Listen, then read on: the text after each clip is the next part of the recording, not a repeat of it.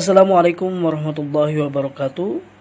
Gimana kabarnya anak-anakku yang berbahagia? Mudah-mudahan kita semua dalam keadaan sehat walafiat, dalam naungan Allah Subhanahu wa taala, kita dipelihara oleh Allah Subhanahu wa taala.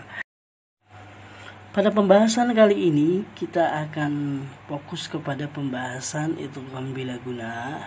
Namun sebelumnya Mister akan menjelaskan tentang pembagian idgham yang pernah Mister jelaskan, yaitu pertama, sesuai dengan hukum nun mati atau tanwin, idgham itu terbagi menjadi dua, yaitu pertama idgham biguna, yang kedua idgham bila guna.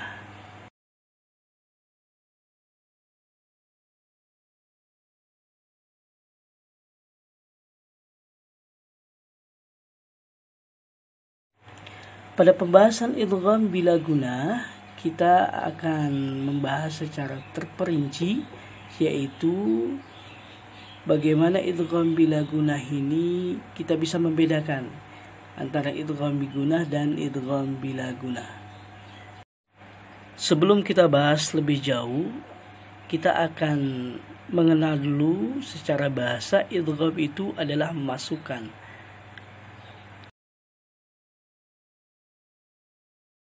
Memasukkan nun mati atau tanwin dengan atau kepada huruf lam atau huruf ra.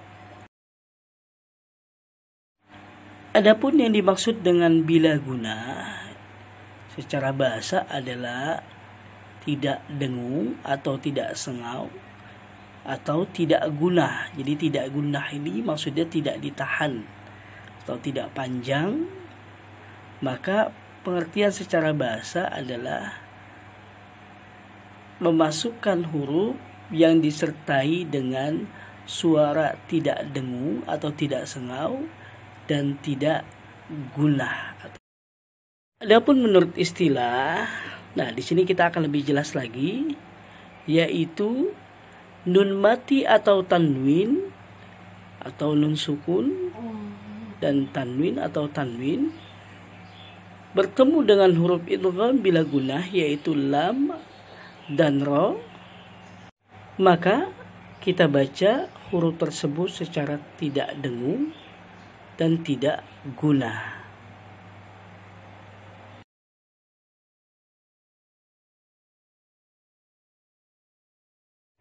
Anak-anakku sekalian, nah kita akan lebih jelas lagi, kita akan lihat contohnya pada tabel berikut.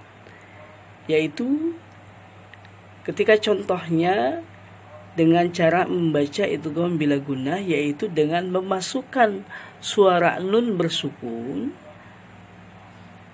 atau tanwin sepenuhnya kepada huruf lam atau ra tanpa diikuti dengan suara dengung atau tanpa digunahkan dan dipanjangkan atau dipanjangkan.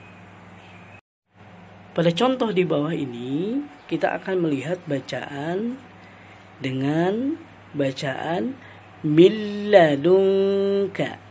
Milladunka. Nah, yaitu nun mati bertemu dengan lam. Jadi nun mati bertemu dengan lam. Jadi nun mati di sini itu ditandai dengan nun sukun. Di nun sukun atau nun mati dimasukkan ke dalam huruf lam. Jadi cara membacanya milladunka, milladunka.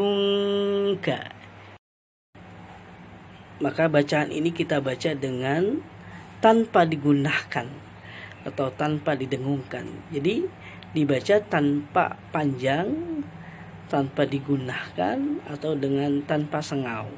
Milladunka, milladunka.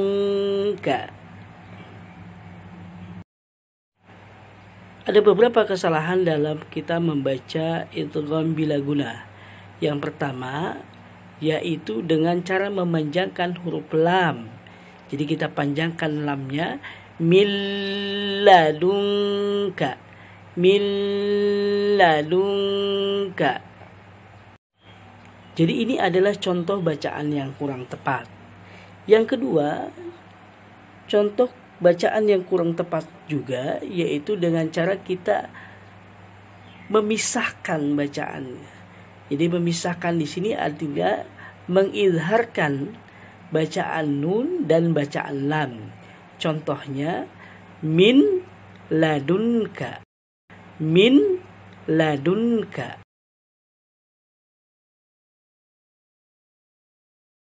Pada contoh berikutnya kita akan membaca contohnya, yaitu khairal laka, khairal laka. Nah, ketika kita membaca khairal laka, maka kita membaca dengan memasukkan fathah tanwin ke dalam lam. Jadi fathah tanwinnya itu, ra itu masuk ke dalam huruf lam. Khairal laka.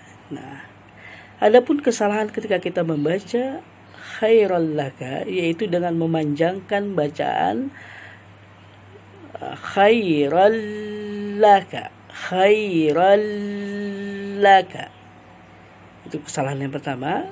Dan kesalahan yang kedua, kita memisahkan bacaan fathah tanwin atau fathah tain dan bacaan lam.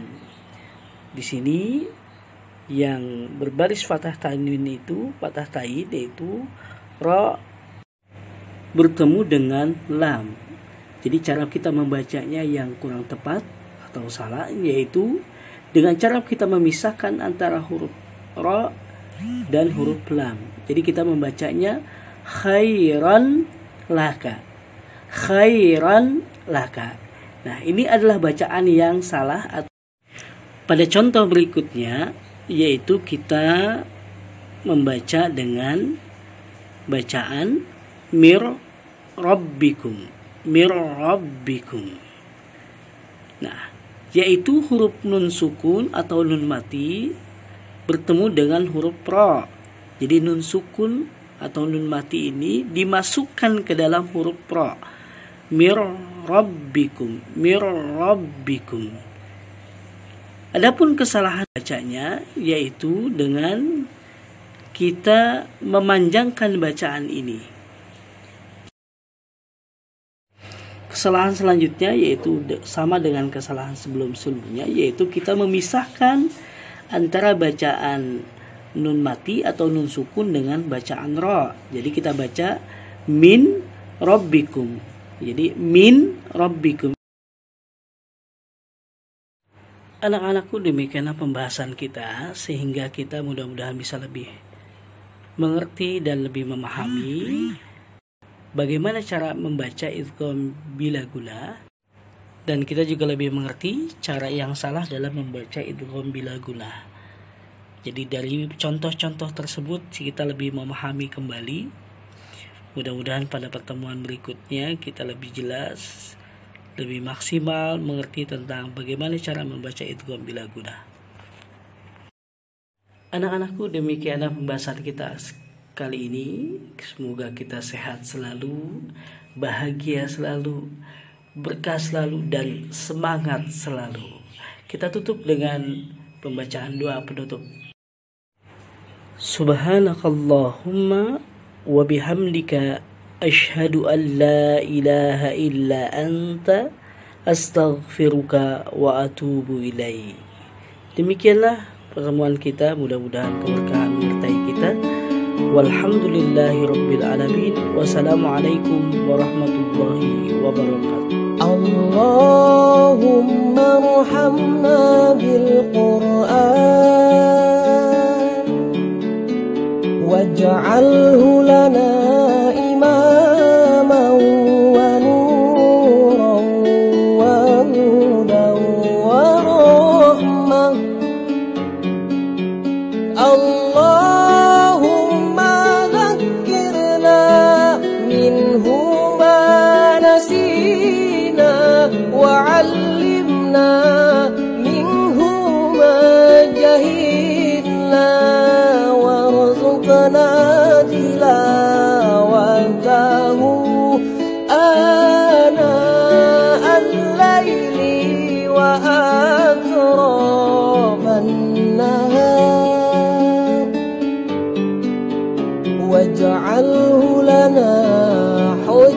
أتاني يا